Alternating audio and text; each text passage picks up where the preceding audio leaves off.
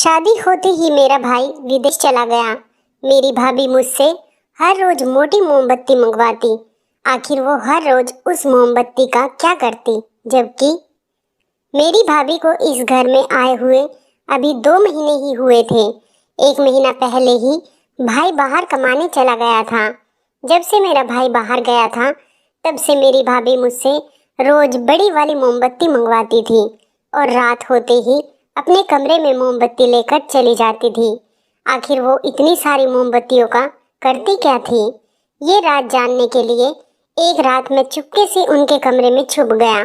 थोड़ी देर बाद भाभी कमरे में आई और दरवाज़ा बंद करके मैं अपनी भाभी से आजकल बहुत नज़र चुराता था, क्योंकि मैं नहीं चाहता था कि वो फिर से मुझे वही काम दे जो मैं नहीं करना चाहता था। इसलिए दूर दूर भागता था। घर से ऐसे निकलता था कि उनको पता ही ना चले कि मैं बाहर जा रहा हूँ।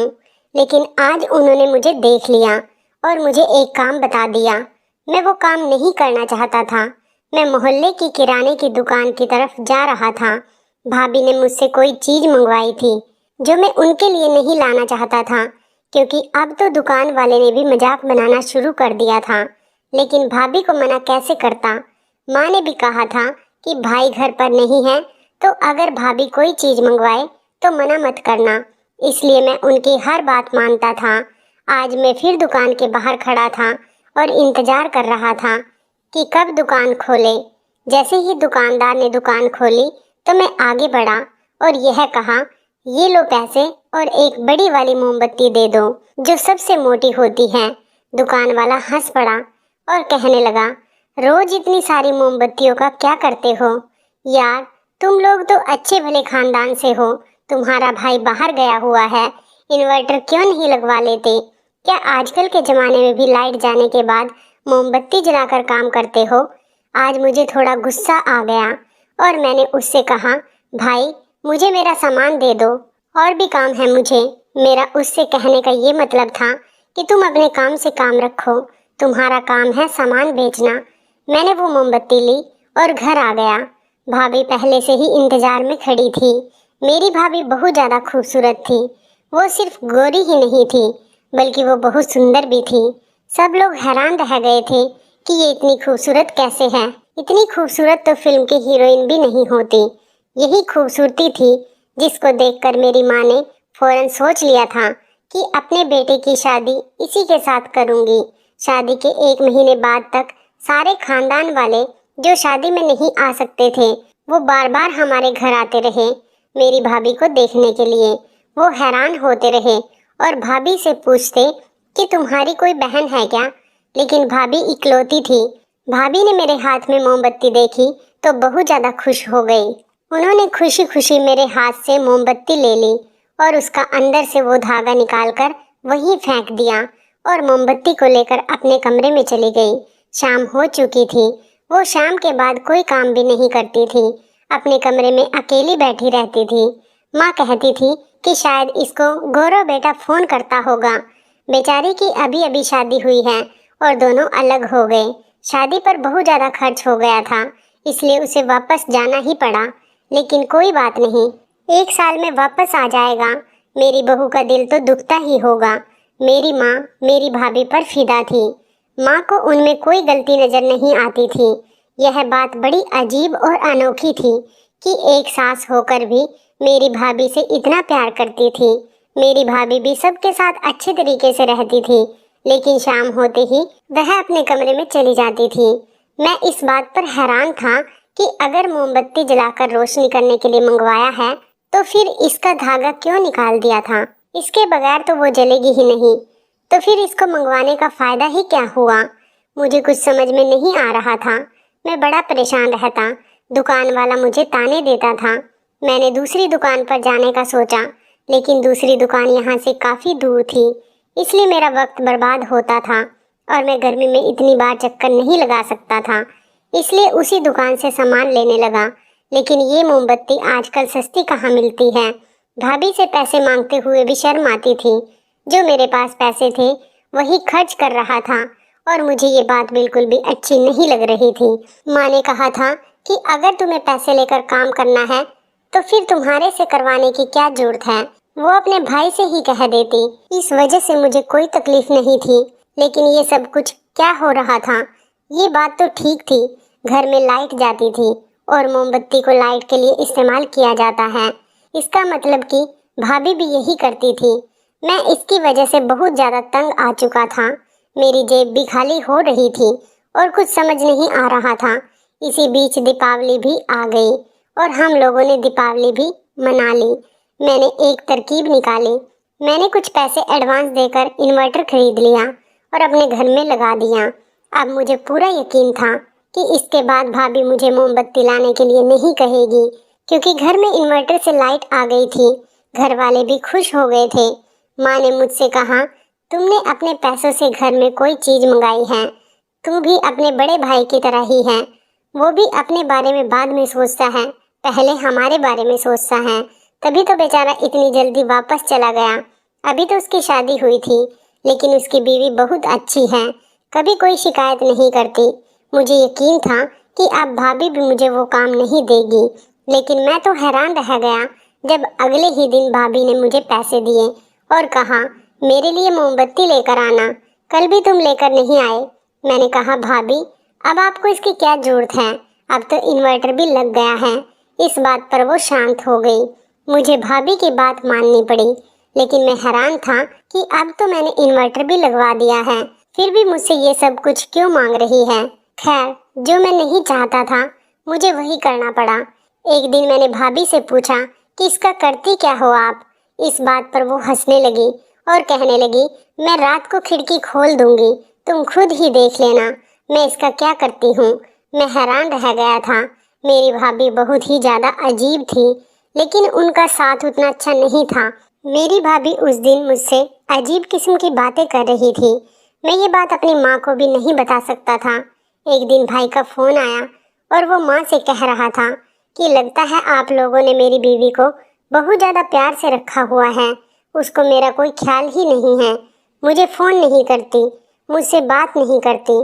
पर माँ ने कहा, वो तो शाम को सारे काम वगैरह ख़त्म कर देती है और कहती है कि मैं रूम में जा रही हूँ तुमसे बात करने के लिए, क्योंकि इस टाइम वहाँ पर सुबह का वक्त होता है।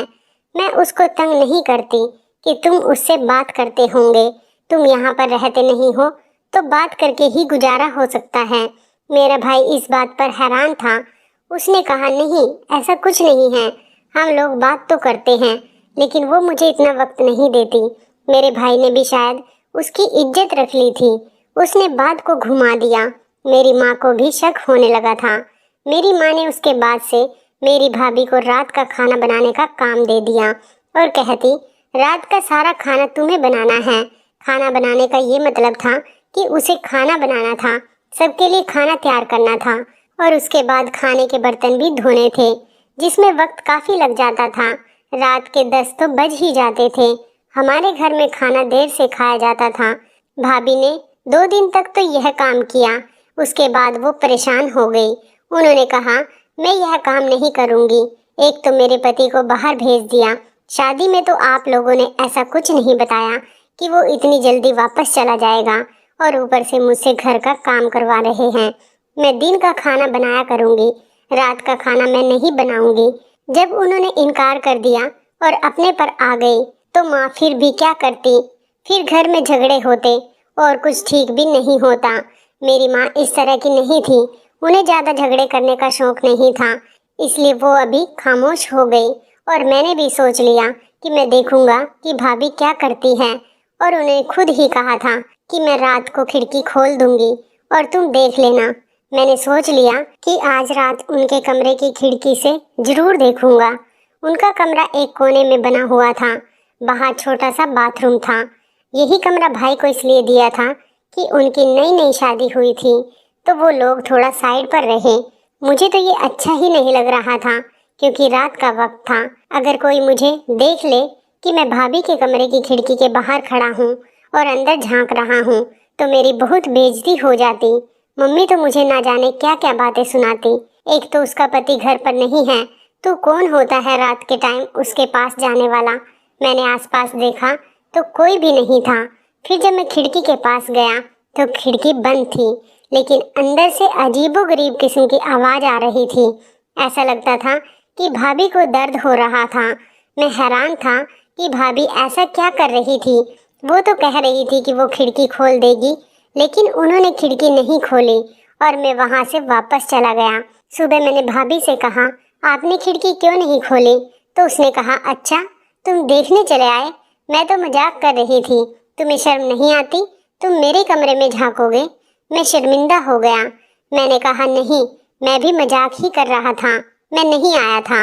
इस बात पर वो भी हंसने लगी और कहने लगी, कोई बात नहीं, मैं खिड़की खोलना भूल गई थी।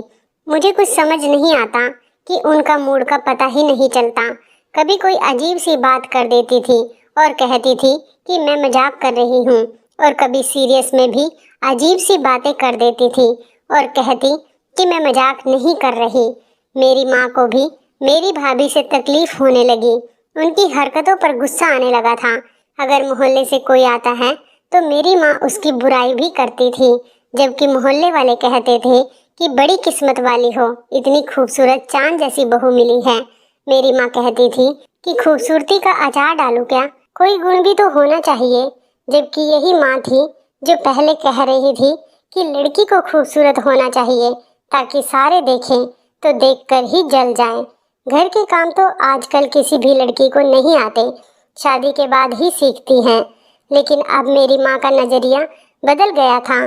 भाभी की कोई बहन तो नहीं थी, लेकिन उनके रिलेशन में एक लड़की थी, उनकी तरह ही खूबसूरत थी।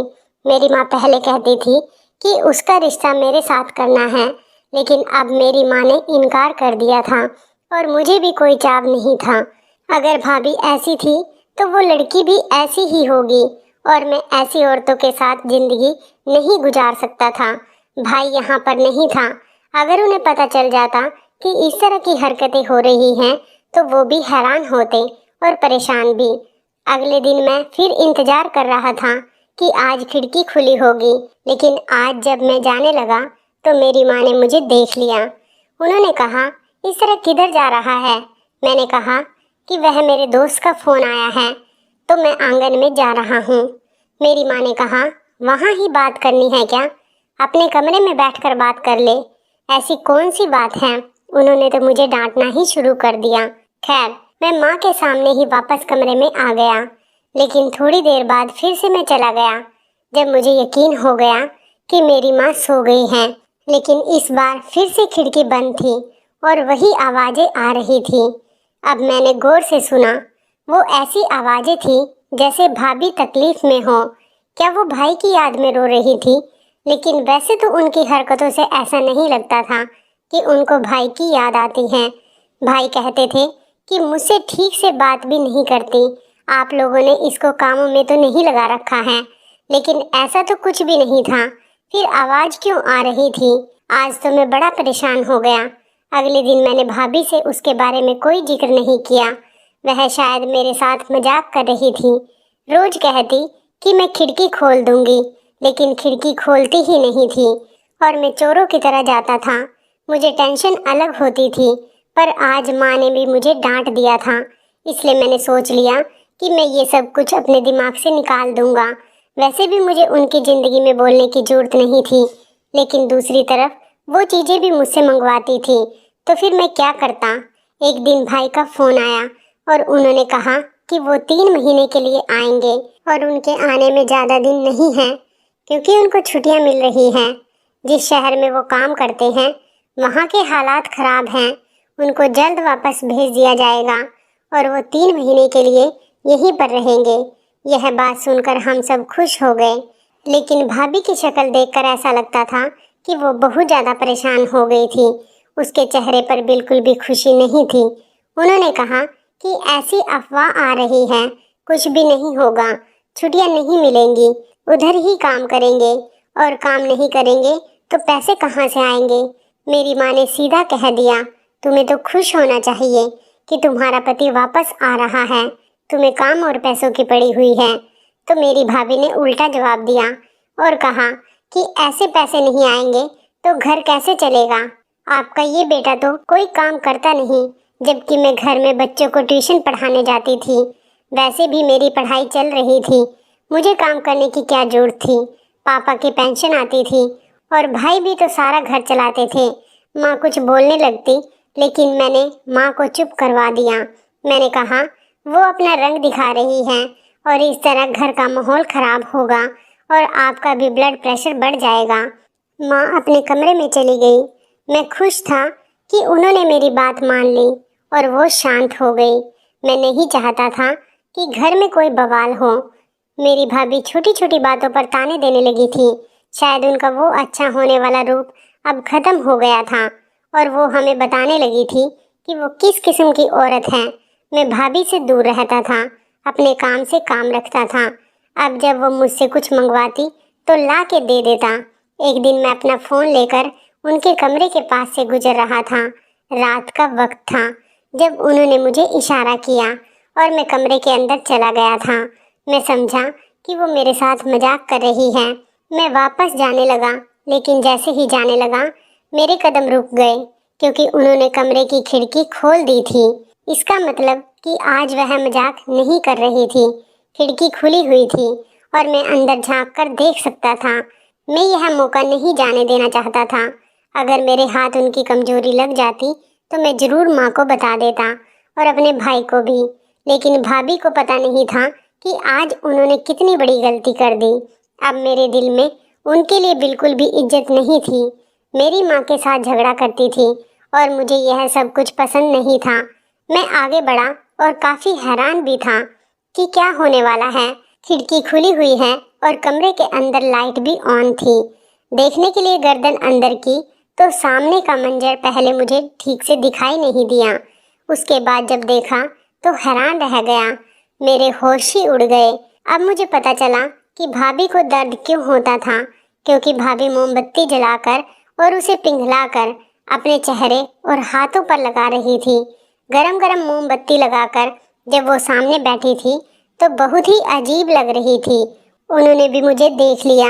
मैं अंदर झांक रहा हूँ और मेरी तरफ देखकर अजीब तरह से देखने लगी। मुझे डर लगने लगा और मैं वहाँ से चला गया।